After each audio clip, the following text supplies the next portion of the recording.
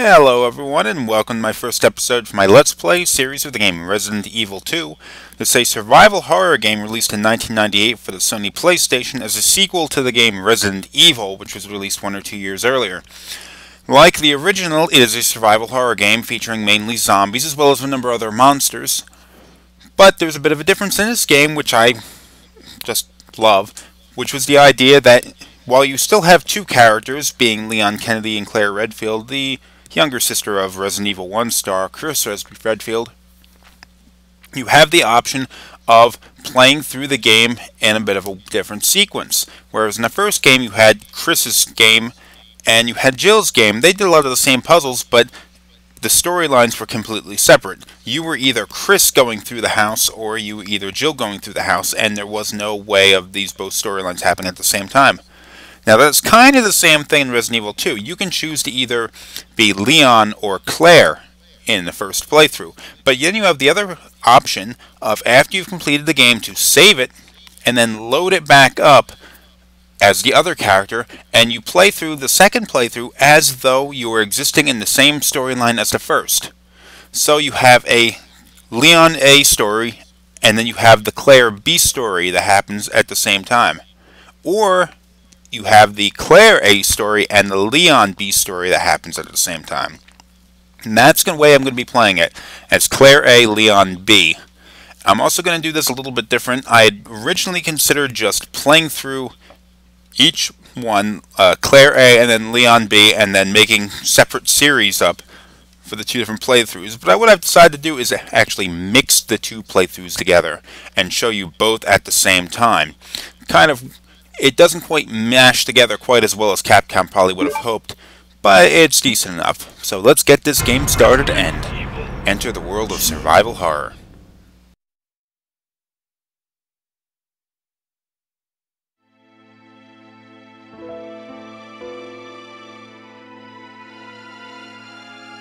A bizarre incident occurred in the outskirts of an American suburb called Raccoon City. It was later revealed that the terrible disaster had been caused by the T virus, a mutagenic toxin created by the international enterprise Umbrella Incorporated for use in bioweapon experiments. The Raccoon City Police Department's Special Stars Unit immediately began investigation in the affair. The case was apparently closed, thanks to the efforts of STARS members Chris Redfield and Jill Valentine. But the Umbrella Corporation's experiments were far from finished.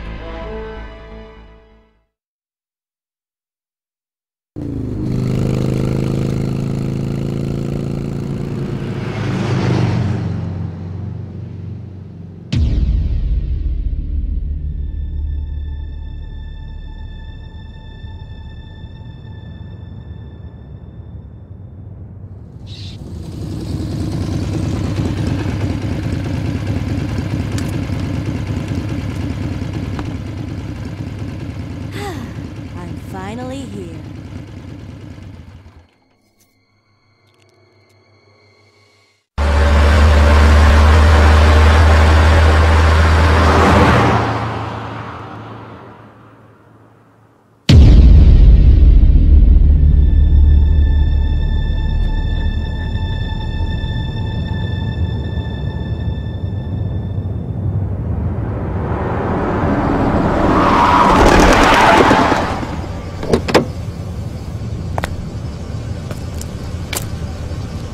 What have we got here?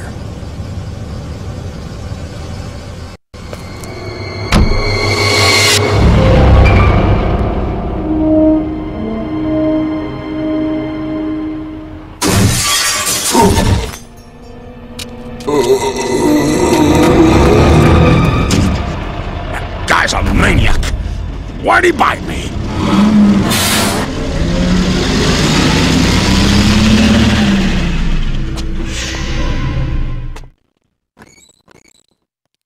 Hello? Is anyone here?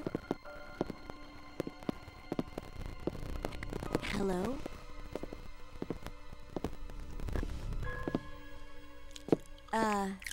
Hello?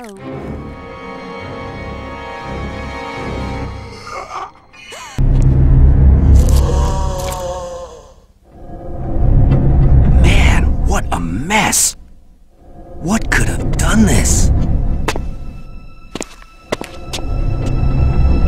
What was that? What are these things? All right, that's far enough. Don't move! Don't move. No! Look, I'm sorry I bothered you, okay? Just don't come any closer. Are you listening?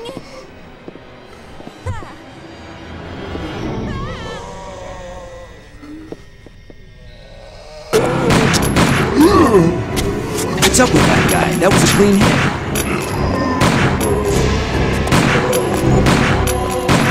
I'm running out of ammo here.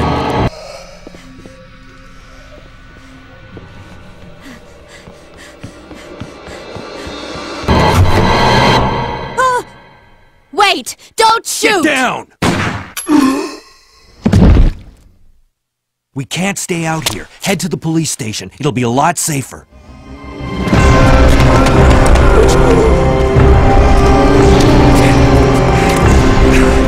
There! Buckle up. Okay.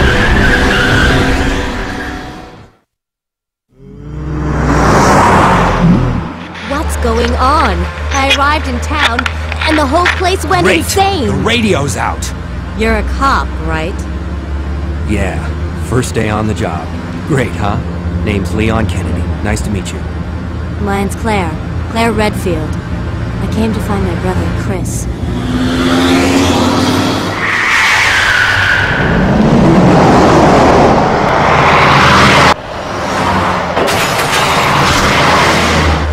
Hey, could you open the glove box? Sure. There's a gun inside. Better take it with you.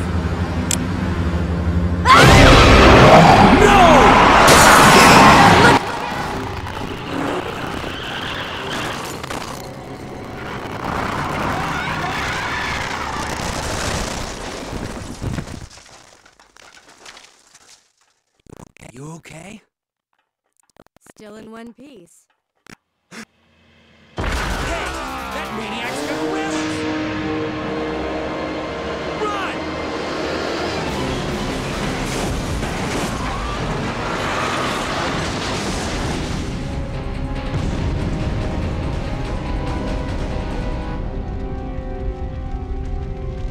Claire! Leon! I'm okay. Head to the station. I'll meet you there. Okay.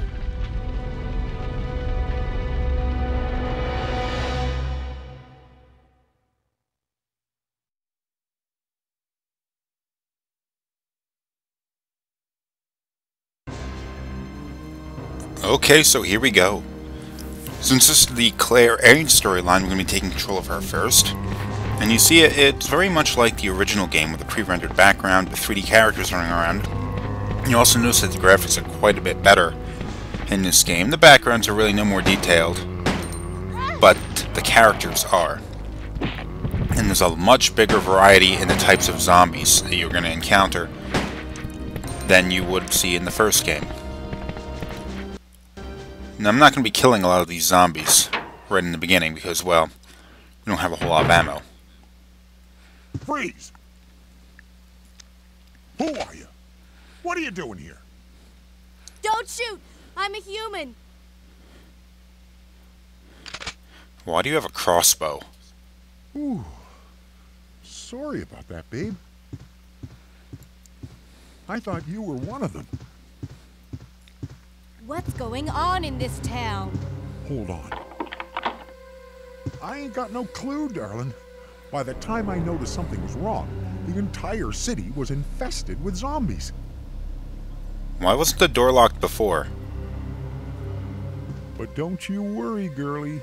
You'll be safe in here. Really? I'm keeping a close eye on things. Girly? Now we're gonna go jump into Leon, his playthrough. Now it's starting up on the other side of the tanker fire, and it's a much shorter path you need to get into the police station. just need to run across here. I would recommend avoiding engaging any of the zombies, because you don't really have enough ammo to take these guys down. And here we are back at Claire. Inside the gun shop, you're going to find a lot of ammunition, 2 or 3 boxes of ammo. Okay, we have a Browning HP. This particular model chambers the 9mm parabellum rounds that we were using back in the first Resident Evil game. You also notice that while every box you pick up has 15 rounds of ammunition, her pistol only can hold 13 at a time.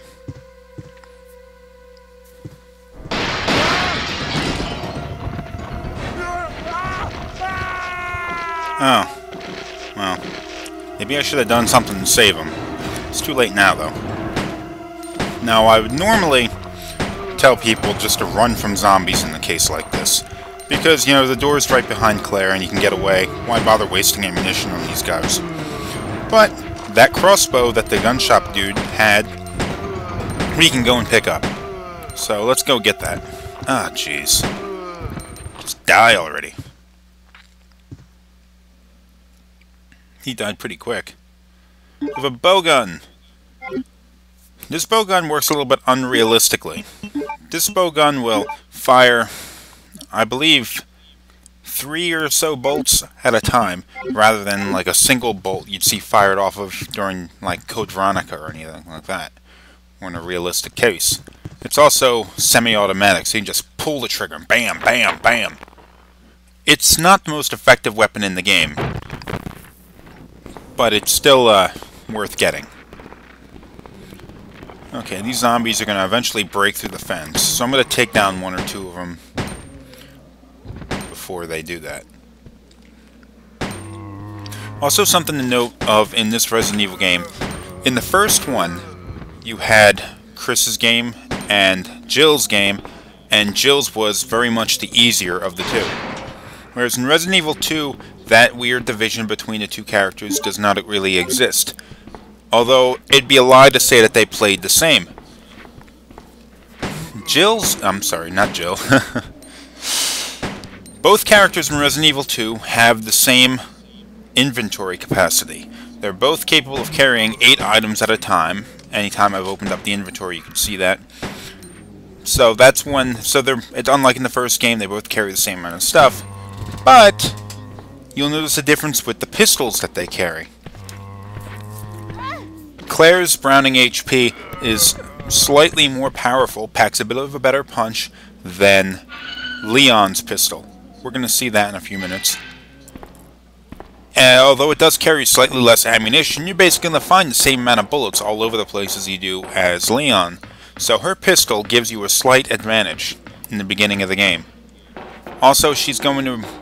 the way it's going to work out is Jill... I did it again. This is Claire, not Jill. Claire's game will be easier in the beginning, and then get harder later on. In comparison to Leon, which is harder in the beginning, but once he gets going, he gets better weapons. His game becomes the easier of the two. Just run past these guys. You don't have to kill them. It's a waste of ammunition.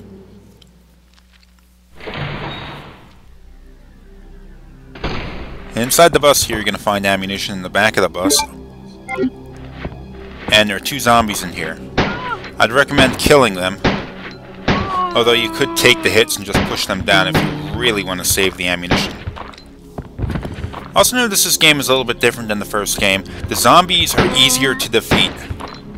A zombie in Resident Evil 1 was actually a fairly significant thing because it would take you maybe 11 shots or so to down it. So I'm going to go like between 4 and 11 shots to down a zombie. And of course it varied depending on which, like I guess, luck of the draw. Oh jeez. But the zombies were usually rather few. You didn't really see that many zombies in one place. Whereas in this game, they just hit you with a crapload of zombies. Here we are back to Leon. An HK VP-70. I had to look this gun up, but it's a bit of a weird pistol. It seems like a little bit of a weird thing for Leon to be carrying around, but Maybe it's his own personal weapon he likes. It's also chambering the 9x19 parabellum rounds that is used by Claire. Oh yeah, the zombies. Now, while they tend to take roughly the same amount of shots to kill, you'll find that you can knock zombies back by shooting them in the chest.